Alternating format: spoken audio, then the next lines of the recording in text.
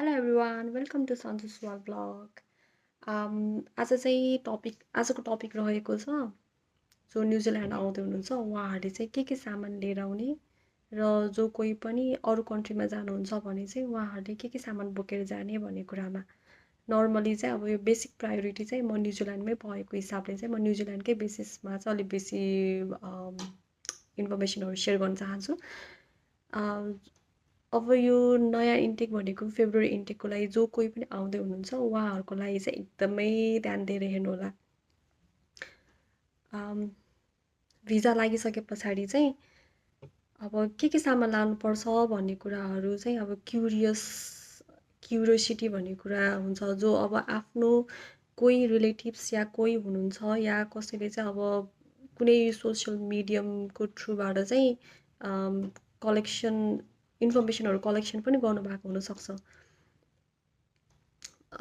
I hope मैले पनि share गरेको केही इन्फर्मेसनबाट चाहिँ हजुरहरूले चाहिँ केही सामानहरू चाहिँ एड गर्नुहुन्छ भन्ने होप राखेको छु। सबैभन्दा फर्स्टमा चाहिँ किचनसँग रिलेटेडबाट जाउँ। सबैभन्दा बेसिक कुरा भनेको चाहिँ हजुर यहाँ आउनु भए पछाडि चाहिँ खाना खानको लागि र खाना पकाउनुको लागि भनेर चाहिँ एउटा प्रेसर कुकर, एउटा कराई र त्यसलाई चलाउनुको लागि डाडु पन्यु, एउटा ननस्टिकी प्यानहरूमा चलाउनको लागि युज गर्नुभएको छ भने त्यो अनुसारको एउटा डाडु पन्यु पनि लिएर आउनुहोला। र खाना खानको लागि चाहिँ एउटा प्लेट, एउटा चम्चा, एउटा बाउल, एउटा ग्लास त्यो पनि बोक्नुहोला। अब तपाईँको यहाँ आउनु भए पछाडि चाहिँ अलमोस्ट सबै कुराहरू भनेको चाहिँ फ्रिजमै स्टोर गर्ने हो। फ्रिजबाट चाहिँ निकालेर ओभनमा चाहिँ अब तताएर खाने कुरा हो। सो स्टिलको भाँडाहरू त तताउनु मिल्दैन। तर हजुरले यहाँ केही टाइम गुजारा गर्नको लागि चाहिँ स्टिलको प्लेट, ग्लास, स्पुनहरू लिएर आउनुहोस्। तर यहाँ आउनु भइसके पछाडि चाहिँ हजुर जुन अकोमोडेसन हजुरहरूले जुन घर बुक गर्नुभएको हुन्छ उहाँको ओनरहरूले पनि हजुरहरूलाई चाहिँ मेरो आफ्नो भाँडाहरू चलाउँदा हुन्छ भनेर पनि भन्ने ओनरहरू पनि हुनुहुन्छ।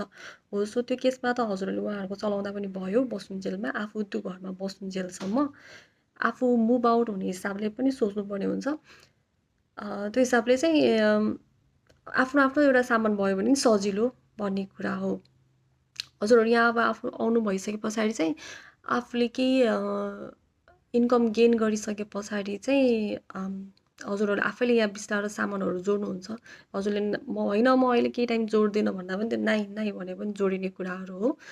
र सँगसँगै चाहिँ अर्को चाहिँ भनेको चाहिँ एज अ स्टुडेन्ट र एज अ तपाईँ स्टुडेन्ट सँगसँगै पार्टनर पनि कोही आउनुहुन्छ भने चाहिँ लन्च बक्स जुन हामीको माइक्रो ओभनमा तताउन मिल्ने टाइपको लन्च बक्स सिसाको हुन्छ हो त्यो लिएर आउनु होला एउटा। हजुरले त्यो लन्च बक्स त यहाँ पनि आउनुभयो भने के मार्टमा पनि $8 चाहिँ किन्न पाउनुहुन्छ। $8 कम्पेरिटिभली नेपालमा किन्नु र यहाँ किन्नुमा चाहिँ उस्तै नै प्राइस हुन्छ। अब हजुरहरूले अब के गर्नुहुन्छ इट्स अप टु यु। र अर्को भनेको चाहिँ पानी खाने बोतल, यो चाहिँ छुटाउनै भएन। पानी खाने बोतल त छुट्टाउन नै भएन, त्यो लिएर आउनै पर्यो। आफू सँगसँगै आफू जहाँ चाहिँ गइन्छ पानीको बोतल त सँगसँगै बोकेर जानुपर्ने कुरा हो। अर्को भनेको चाहिँ किचनसँग रिलेटेडमा चाहिँ नेपालीहरूको घरमा पाउने मसलाको डब्बा चाहिँ लिएर आउनु होला। अनि अर्को भनेको चाहिँ हजुरहरूले चाहिँ किचनसँग रिलेटेडमा चाहिँ सब्जी काट्ने नाइफ पनि लिएर आउनु सक्नुहुन्छ। तर नाइफ लिएर आउँदाखेरि चाहिँ हजुरले चाहिँ डिक्लेयर गर्नुपर्ने हुन्छ फर्ममा। अर्को डिक्लेयर गर्ने कुरामै पनि नेल कटर पनि लिएर आउनु सक्नुहुन्छ है डिक्लेयर गर्दाखेरि चाहिँ। अब अर्को भनेको चाहिँ ओढ्ने ओछ्याउने कपडाहरूमा यहाँ आइसके पछाडि चाहिँ अब हजुरको नर्मल्ली ओनरले चाहिँ बेडसिट, पिलोहरू खासै प्रोभाइड गरेको देखिँदैन। तर पनि प्रोभाइड गरिहाल्नु भयो भने केही सर्ट टर्मको लागि मात्र हुनसक्छ। या त्यो घरमा एक्सेस नै छ भने चाहिँ अब युटिलाइज गर्दा पनि भयो। नत्र भने चाहिँ एउटा बेडसिट, एउटा पिलो अनि एउटा ब्ल्याङ्केट चाहिँ अब आफूलाई न्यानो दिन टाइपको लिएर आउनुहोस्। न्युजिल्यान्डको वेदर चाहिँ गर्मी महिना भए पनि पानी परिसके पछाडि या बेलुकातिर हावा लागेर अलिक चिसो चिसो नै हुन्छ। आफूलाई चाहिँ अब कसरी एडजस्ट गर्नुहुन्छ त्यो हिसाबको चाहिँ ब्ल्याङ्केट लिएर आउनु होला। अर्को पिलो भनेको पनि त्यो फर्मवाला लिएर आउनुहोस् जुन भ्याकुमले चाहिँ सक्सन गर्दाखेरि चाहिँ त्यो टाइपको लिएर आउनु। अनि बेडसिट लिएर आउँदाखेरि चाहिँ यहाँको बेडको थिकनेस चाहिँ अलि मोटो मोटो नै हुन्छ, त्यो हिसाबले चाहिँ बेडलाई कभर अप हुने टाइपको चाहिँ बेडसिट लिएर आउनु। सानो खालको बेडसिट ल्याएर त काममै छैन। अनि अर्को भनेको चाहिँ जो स्टुडेन्टमा आउँदै हुनुहुन्छ, स्टुडेन्टले चाहिँ एउटा पेन, एउटा पेन्सिल या पेन पेन्सिल कपी जुन नोट्सहरू टिप्नको लागि लिएर आउनु होला। अकाउन्टिङको स्टुडेन्ट हुनुहुन्छ भनेदेखि त अलि लिएर आउनै पर्ने हुन्छ कपी पेन्सिलहरू। कपी पेन्सिल भन्दा पनि कपी पेन। हजुरहरूले यहाँ पनि अब कपी एउटा सानो खालको जुन नोट डायरी जस्तो हुन्छ नि त्यो मात्र लिएर आउनु भए पनि हुन्छ। सुरुको फेजमा चाहिँ अब अलिकति आफूलाई सजिलोको लागि हजुरहरूले पछि म यहीँ गएर किन्छु भनेर भन्नुभयो भने किन्न पनि सक्नुहुन्छ। यहाँ पनि किन्न पाइन्छ। अब उताबाट किन म धेरै वेट गरेर लिएर आउने हो र भन्ने कुरा पनि आउँछ भने चाहिँ अब आफूले उताबाट लिएर आएको बजेट भनेको एज अ स्टुडेन्ट 2500 हुन्छ। या अब कुनैमा बन्ड दिँदाखेरि या रेन्ट तिर्दाखेरि जब नपाउँजेलमा अलिकति गाह्रो हुन्छ। त्यो हिसाबले चाहिँ उतैबाट चाहिँ आफूलाई चाहिँ के टाइम चाहिँ अलिकति सस्टेन हो भन्ने हिसाबले चाहिँ यो इन्फर्मेसन चाहिँ सेयर गरेको हो। र अर्को भनेको चाहिँ कसैको ल्यापटप या मोबाइल चार्जर चाहिँ गोलो खालको छ भने चाहिँ यहाँको न्युजिल्यान्डमा चाहिँ जुन प्लगहरू हुन्छ त्यो चाहिँ अलिक चेप्टो हुन्छ। नेपालको जस्तो छिटो मिल्ने टाइपको गोलो खालको हुँदैन। सो युनिभर्सल एडप्टर पनि लिएर आउनु होला। अनि सँगसँगै चाहिँ एउटा मल्टिप्लग पनि लिएर आउनु होला। मल्टिप्लग पनि गोलो खालको लिएर आउनु होला। अनि अर्को भनेको चाहिँ सँगसँगै पावर ब्याङ्क पनि लिएर आउनु होला। तपाईँले ट्राभल गर्दाखेरि चाहिँ चार्ज आफ्नो मोबाइलमा चाहिँ चार्ज हुनुहुन्छ एकदमै जरुरी छ। स्टुडेन्ट हुनुहुन्छ भने त अब युनितिर पनि चार्ज गर्ने ठाउँ धेरै नै हुन्छ, चार्ज गर्दा हुन्छ। क्लासमै बस्दाखेरि पनि चार्ज गर्दा नि केही भएन। अनि अर्को भनेको चाहिँ ट्राभल गर्दाखेरि पनि ट्रेनमा बसमा पनि चार्जिङ पोइन्टहरू हुन्छ, तर पनि आफूसँग चाहिँ पावर ब्याङ्क एउटा चाहिँ साथमा भयो भने आफूलाई सजिलो हो।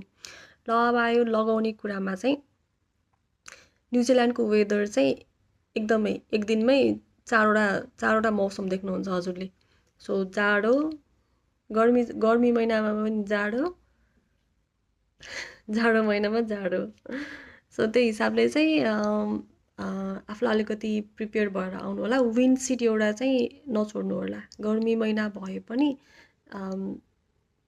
समटाइम्स जाडो हुनसक्छ। सो एउटा विन्ड सिट चाहिँ आफूसँग चाहिँ नछुटोस् भन्ने हिसाबले विन्ड सिट एउटा चाहिँ नबिर्सिनु होला। र अर्को भनेको चाहिँ फर्मल लुगाहरू जो स्टुडेन्ट हुनुहुन्छ भने चाहिँ असाइनमेन्ट प्रेजेन्टेसनहरू गर्दाखेरि चाहिँ फर्मल लुगाहरू अलिकति चाहिने हुनसक्छ। र काममा जानको लागि पनि हुने हिसाबले चाहिँ फर्मल ड्रेस लिएर आउनु होला। र अर्को भनेको चाहिँ black shirt, black T shirt, black pant, black socks र सुज। त्यो एउटा पेयर चाहिँ ब्ल्याकको एउटा कम्बिनेसन चाहिँ बिर्सिँदै नबिर्सिनु होला। नेपालको सुज चाहिँ अब केही टाइमको लागि चाहिँ अलिकति राम्रो खालको सस्तो खालको त जुत्ता बोकेर आउँदै नआउनुहोस्। अलि राम्रै खालको क्वालिटीको बोकेर आउनु होला। नभए भने हजुरको त्यो जुत्ता लिएर आएर यहाँ बाहिर चाहिँ काम गर्न एकदमै गाह्रो हुन्छ। त्यो जुत्ताले गर्दाखेरि हजुरको खुट्टामा चाहिँ अब खुट्टा दुख्नेदेखि लिएर थेला उठाउनुदेखि लिएर हरेक कुरा हुनसक्छ। सो जुत्ता चाहिँ एकदमै हेरेर लिएर आउनु होला। र पछि चाहिँ यहीँ आएर नै किन्न पर्ने पनि हुनसक्छ। सो धेरै पेयर अफ सुज पनि बोकेर नआउनु। आफूलाई ठिक्क लेभलको चाहिने मात्र बोकेर आउनु होला। र अर्को मेडिसिनको कुरा गर्दाखेरि चाहिँ डक्टरले प्रिस्क्राइब गरेको मेडिसिन हो भने त अब त्यो देखाएर लिएर आउँदा नि भयो। नभए भने चाहिँ नर्मल ज्वरो, खोकी ती औषधिहरू चाहिँ 3 मन्थसम्मको चाहिँ हजुरले डिक्लेयर गरेर चाहिँ लिएर आउन सक्नुहुन्छ। Thank you.